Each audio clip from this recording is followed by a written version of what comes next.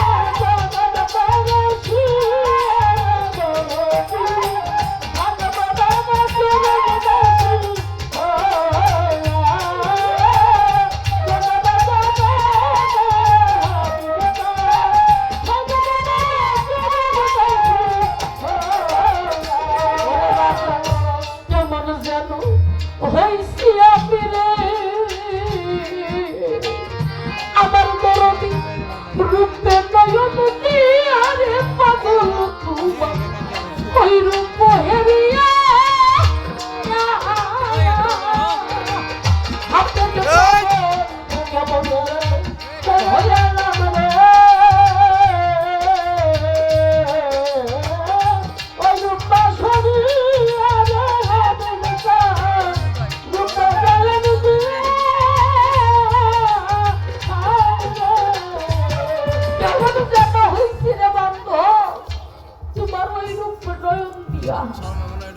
এই জগতের বুকে যত রূপ থাকুক রে মুর্শিদের রূপের চাইতে শ্রেষ্ঠ কোন রূপ পৃথিবীর বুকে হইতে পারে।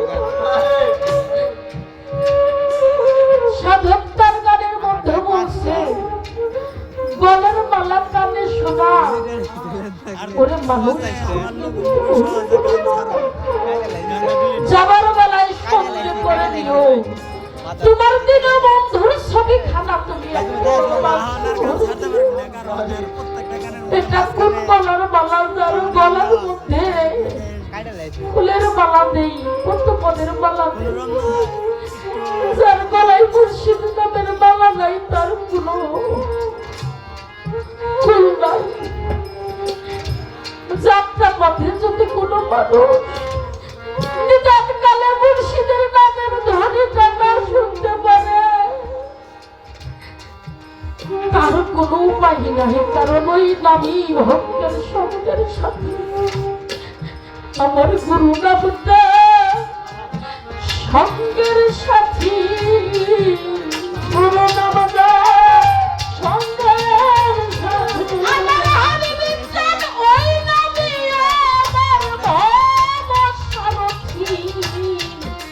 আমার বান্ধব নামটা সঙ্গের সাথী।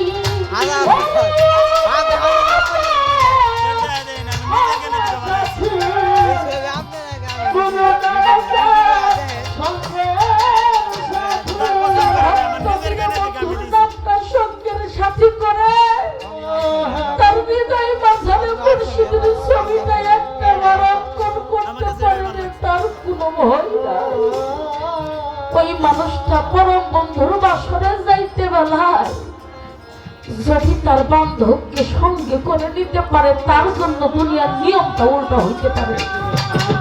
আজকে আমাদের এই দুনিয়া থেকে আমাদের বাউল জগতের একটা নক্ষত্র ময়মনসিংহের বাবু সুনীল কর্মকার, উনি হিন্দু মানুষ ছিল।